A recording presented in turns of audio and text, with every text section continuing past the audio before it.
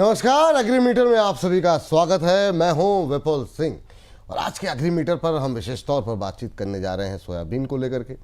और सोयाबीन पे क्या कुछ आगे चल कर के प्राइस मूवमेंट देखने को मिल सकता है, क्या स्ट्रेटजी होनी चाहिए, इन तमाम पहलुओं पर डिटेल में बातचीत करने के लिए हमारे साथ विशेष मेहमान के तौर पर जुड़ रहे हैं आई ग्रेन इंडिया के डायरेक्टर राहुल चौहान जी। राहुल सर, बहुत बहुत स्वागत आपका आज की इस विशेष चर्चा का हिस्सा बनने के लिए। नमस्कार विपुल जी। नमस्कार सर, कैसे हैं आप? बस बढ़िया सर, आप कैसे हैं? सब फर्स्ट क्लास सर, आप आ गए और अच्छे हो गए। और एक सोयाबीन को लेकर के बातचीत शुरू करते हैं सर। अभी की अगर बात करें खरीफ सीज़न की, तो अभी तक सोयाबीन की बुआई करीब 40% के आसपास जो नंबर्स आ रहे हैं वो पिछड़ती हुई दिखाई दे रही है। अभी की सिचुएशन को देखते हुए सोयाबीन की खेती में क्या कोई कंपनसेशन देखने को मिल सकता है, क्या इम्प्रूवमेंट आएगी या ये जो डेफिसिट है वो बना रहेगा? आप कैसे देख रहे हैं इन नंबर्स को?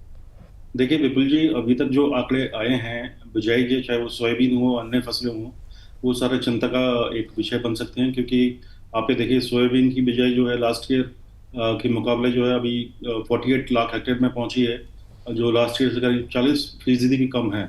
ये सब हुआ है लेट। एक तो जो मानसून है वो लेट आया, और उसके बाद में जो कम बारिश हुई है खासकर गुजरात में, महाराष्ट्र में, कर्नाटक में, उसकी वजह से सोयाबीन की बिजाई पिछड़ रही है। अच्छी बात यह है कि लास्ट के 5 दिनों में सरप्लस जो है रेंज हुई है, करीब 35% अधिक बारिश हुई है। और पिछले महीने के अंत में जो 40% का डेफिसिट था वो घटकर अब करीब 20% आ गया है। और अभी हाल ही में आईएमडी ने गुजरात में और बारिश होने की रिपोर्ट्स भी दी हैं, जिससे जो है सोयाबीन का जो एरिया है आगे चलकर बढ़ सकता है कई राज्यों में। जी, मेरा सवाल भी अगला यही था सर कि अभी बीते 4-5 दिनों के अंदर जो नंबर्स आ रहे हैं, ख़ास तौर से महाराष्ट्र के अंदर कहा जा रहा है कि करीब 74% के आसपास की रिकवरी हो गई है।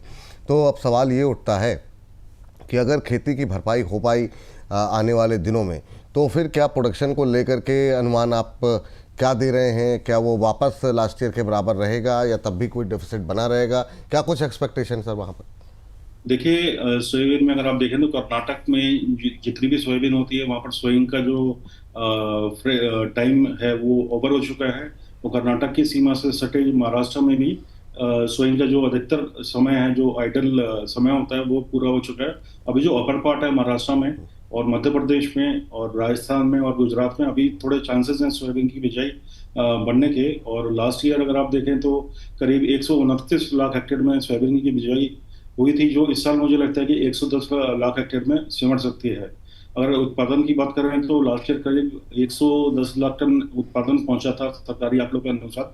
और इस वर्ष घटते एरिया को देखते हुए और आगे देखते हैं मौसम कैसा होता है, फिलहाल तक तो बारिश तो कमी है, इस सिचुएशन को देखते हुए मुझे लगता है कि 90 से 95 लाख टन इस साल का जो सोयाबीन का उत्पादन रह सकता है। अब सर बात ये होती है कि डिमांड को लेकर के क्या कुछ सिचुएशन दिखाई दे रही, खास तौर से अगर हम डोमेस्टिक मार्केट की बात करें, घरेलू बाजार की बात करें, तो यहाँ पर डिमांड कैसी दिखाई दे रही सर अभी?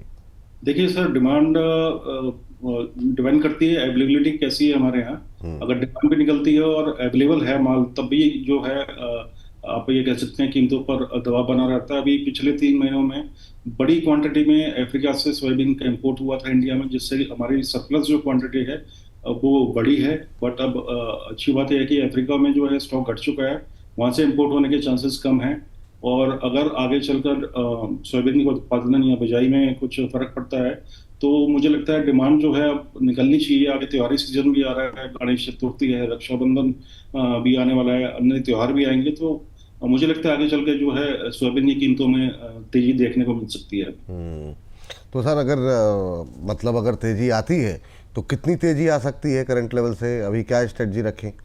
देखिए, अगर आप करंट लेवल देखें तो सोयाबीन के प्राइसेस जो हैं 6,500 से 6,800 रुपए के आसपास चल रहे हैं, एमएसपी से ऊपर हैं हालांकि।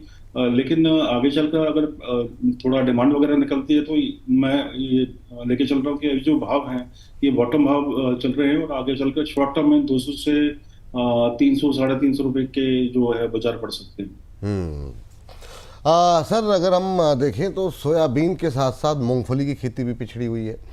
क्या इसका असर जो बाकी तिलहन कीमतें हैं उस पर भी असर पड़ता हुआ दिखाई देगा, और पड़ेगा तो किस तरीके का इम्पैक्ट आप देख रहे हैं? देखिए ग्राउंड नट जो है मूंगफली सरसों की तरह एक उसका अलग सेगमेंट है। उसकी जो कंजम्पशन है, जो ग्राउंड नट ऑयल खाता है वो ग्राउंड नट ऑयल ही लेगा, अन्य तेलों पर कन्वर्ट नहीं होता। जैसे सरसों में है, सरसों तेल खाने वाले जो लोग हैं वो सरसों तेल का ही अधिक इस्तेमाल करते हैं। तो ग्राउंड नट में अगर आप देखें तो ग्राउंड नट की बिजाई भी सोयाबीन की तरह लास्ट ईयर से अभी 40% घटी है। सबसे बड़ा उत्पादक राज्य गुजरात जो है, वहां पर अभी तक मतलब संतोषजनक बारिश नहीं हुई। यहाँ पर बहुत कम बारिश हुई है। तो ओवरऑल अगर आप देखते हैं तो इसका असर जरूरी है कि कीमतों पर पड़ेगा। ग्राउंडनट में प्लस पॉइंट ये है कि कॉटन जो गवर्नमेंट की जो प्रोक्योरमेंट है ग्राउंडनट की एज कम्पेयर टू सोयाबीन, वो काफ़ी अच्छी रहती है। तो इस वजह से जो है किसान ग्राउंडनट की और ज़्यादा झुकाव रहता है उसका। तो आगे चलकर देखते हैं गुजरात में कैसी बारिश होती है, उस पर डिपेंड करेगा कि कितना उत्पादन होता है ग्राउंडनट का, सोयाबीन का, जिसका असर जो है सीधे तौर पर कीमतों पर पड़ सकता है।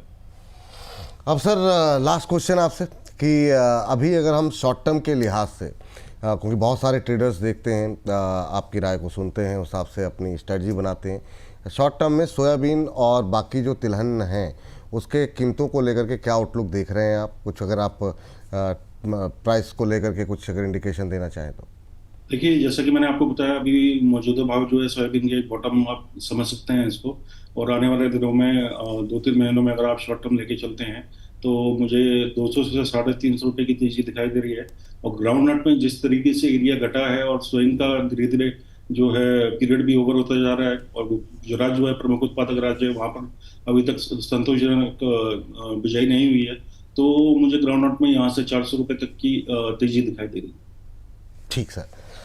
सर आज की इस चर्चा में जुड़े और सोयाबीन को लेकर के इतनी डिटेल में आपने बातचीत की और तमाम लोगों को आपने काफ़ी ज़्यादा अपनी रिसर्च से जो है उनकी सोच को समृद्ध किया है। बहुत बहुत थैंक यू, बहुत बहुत धन्यवाद। डिस्क्लोजर आपकी तरफ से।